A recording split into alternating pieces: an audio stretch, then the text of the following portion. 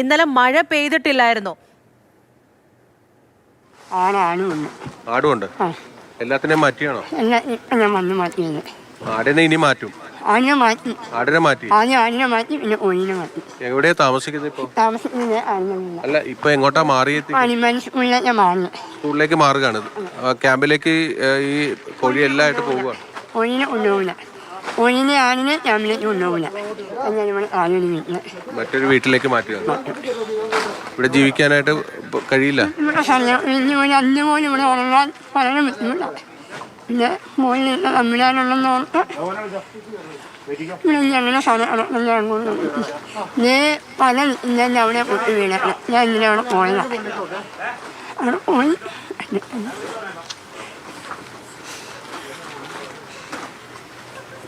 എല്ലാം ഉപേക്ഷിച്ച് പോവുകയാണ്. ഉപേക്ഷിച്ച് പോവില്ല. ഉപേക്ഷിച്ച് പോയി ജീവിക്കുന്ന കാലം വെള്ളം വരെ മരിച്ചു പോകുകയാണെങ്കിൽ പിന്നെ എല്ലാം ഉപേക്ഷിച്ചങ്ങ് പോവാം. ജീവിക്കണ്ടേ? ഒരു ദിവസം പോയാലല്ലേ ആരെങ്കിലും ഒരു ആഹാരം തരുള്ളൂ. പിറ്റേ ദിവസം പോയാലും തരുമോ? നമ്മൾ ജീവിക്കണ്ട, മരണം വരെ ജീവിക്കുന്നതാണ് എൻ്റെ ആഗ്രഹം. ഇതെല്ലാം തമ്മിലല്ല. ജീവിതത്തിലെ എല്ലാ സമ്പാദ്യങ്ങളും എടുത്തു പോകുന്ന ആൾക്കാരെ കാണുക. എല്ലാ സമ്പാദ്യം ഇവിടെ വന്നിട്ടുണ്ടാകും. 34 കൊല്ലം ഇവിടെ വന്നു.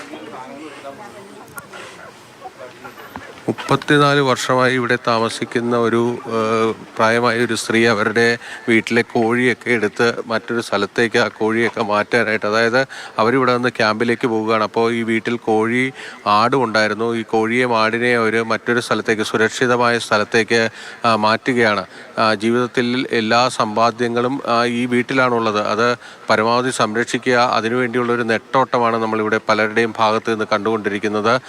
വളരെ ദൈന്യത നിറഞ്ഞ കാഴ്ചകൾ, അതായത് മനുഷ്യജീവിതത്തിൻ്റെ ഏറ്റവും ദൈന്യതമായിട്ടുള്ള കാഴ്ചകളാണ് നമ്മളിവിടെ കാണുന്നത്. ഒരാളുടെ വീടെന്ന് പറയുന്നത് അവരുടെ എല്ലാ ജീവിതത്തിൻ്റെ ഏറ്റവും സുരക്ഷിതമായ ഇടമാണ്. അവിടെ അവർക്ക് കഴിഞ്ഞുകൂടാൻ കഴിയാത്തൊരവസ്ഥ, മനുഷ്യനിർമ്മിതമായ ഒരു ദുരന്തം, ദേശീയപാതയുടെ വൈഡനിങ്ങുമായി ബന്ധപ്പെട്ട്, ആ റോഡ് നിർമ്മാണവുമായി ബന്ധപ്പെട്ട് അവർക്കെല്ലാം നശിക്കുന്ന രീതിയിലേക്ക് വരുന്നു.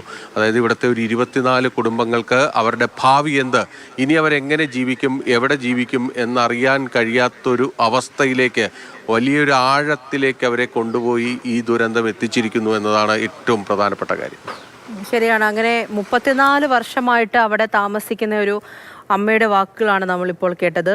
അവിടെയുള്ള സാധനങ്ങളെല്ലാം കൊണ്ട്, ആടുണ്ട്, കോഴികളുണ്ട്, അതിനെയെല്ലാം എടുത്തുകൊണ്ട് ക്യാമ്പിലേക്കും മറ്റു സുരക്ഷിത സ്ഥാനങ്ങളിലേക്കും ഒക്കെ മാറിക്കൊണ്ടേ ഇരിക്കുകയാണ്. അപ്പോൾ ബിനിൽ തന്നെ അവരുടെ അടുത്ത് ചോദിക്കുന്നുണ്ടായിരുന്നു, ഉപേക്ഷിച്ച് പോവുകയാണോ എന്നുള്ളത്. കാരണം ആ പ്രദേശം അങ്ങനെ ആയിപ്പോയി, ഇനി ഒന്നും ചെയ്യാൻ പറ്റുകയില്ല, ഇനിയും മണ്ണിടിയാനുണ്ട് എന്നുള്ളതാണ് അവിടെയുള്ള ഓരോരുത്തരും പറയുന്നത്. 6ഓളം വീടുകൾക്ക് മുകളിലേക്കാണ് ഈ മണ്ണ് പൂർണ്ണമായും വന്നു വീണിരിക്കുന്നത്. ഭാഗികമായി വീടുകൾക്ക് കേടുപാടുകൾ പറ്റിയിട്ടുണ്ട്. രക്ഷപ്പെട്ട് നിൽക്കുന്നു എന്ന് പറഞ്ഞിട്ട് ഒരു കാര്യവുമില്ല. പകുതി ഇപ്പോൾ മഴ പെയ്യുകയാണ് എന്നുണ്ടെങ്കിൽ ഇതിലും വലിയൊരു ആഘാതമായിരിക്കും അവിടെ സംഭവിക്കുന്നത്. അങ്ങനെയുള്ള പേടി ചുറ്റുമുള്ള പലർക്കുമുണ്ട്. ഇതിനപ്പുറത്തേക്ക് എന്ത് ചെയ്യാനാണ് എന്നുള്ളതാണ് അവിടെ ഓരോരുത്തരും ചോദിക്കുന്നത്. ഉപേക്ഷിച്ച് പോയാൽ ഞങ്ങൾ എങ്ങോട്ടേക്ക് പോകും?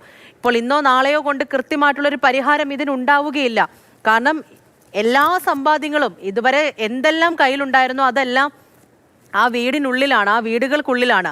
അതെല്ലാം പൂർണ്ണമായും ഇല്ലാതായി പോയിരിക്കുന്നു. ഒന്നും ചെയ്യാൻ പറ്റുകയില്ല. വീടൊക്കെ, 2 വീടൊക്കെ പൂർണ്ണമായും തകർന്നു പോയ കാഴ്ചയൊക്കെ നമ്മൾ കാണുന്നതാണ്. ബിജുവിൻ്റെയും സന്ധ്യയുടെയും വീട് പോലും നമ്മൾ ഇപ്പോൾ ദൃശ്യത്തിൽ അടുത്ത് കണ്ടതാണ്. അതേപോലെയാണ് ആ പ്രദേശത്തുള്ള ഓരോ വീടുകളും. ഇപ്പോൾ കയ്യിലുള്ളതെല്ലാം, തകർന്നു പോകാത്ത വീടുകൾ, രക്ഷപ്പെട്ട് ഇപ്പോൾ നിൽക്കുന്ന വീടുകളിൽ നിന്ന് പോലും സാധനങ്ങളെല്ലാം എടുത്തുകൊണ്ട് മാറുകയാണ്. അതിനപ്പുറത്തേക്ക് അവർക്കിനി ഒന്നും ചെയ്യാൻ പറ്റില്ല. സാധാരണക്കാരിൽ സാധാരണക്കാരായ മനുഷ്യരാണ്. ഇതുവരെ ഉള്ളതെല്ലാം കൂട്ടിവെച്ചുകൊണ്ട് നിർമ്മിച്ചു കൊണ്ടുവന്ന വീടാണ്. അതിനപ്പുറത്തേക്ക് എന്ത് എന്നുള്ള ചോദ്യമാണ് ഇപ്പോൾ ഓരോരുത്തരുടെ മുന്നിൽ നിൽക്കുന്നത്.